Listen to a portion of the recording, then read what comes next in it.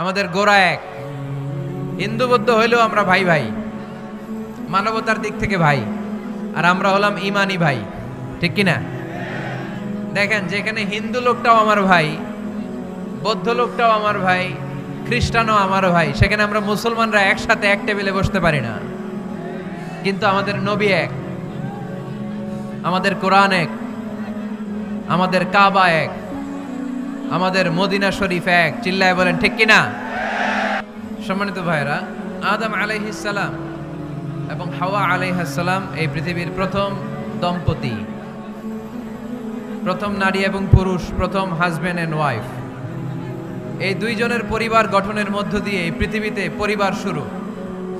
ওনাদের গর্ভে আল্লাহ জোড়ায় জোড়ায় সন্তান দিতেন।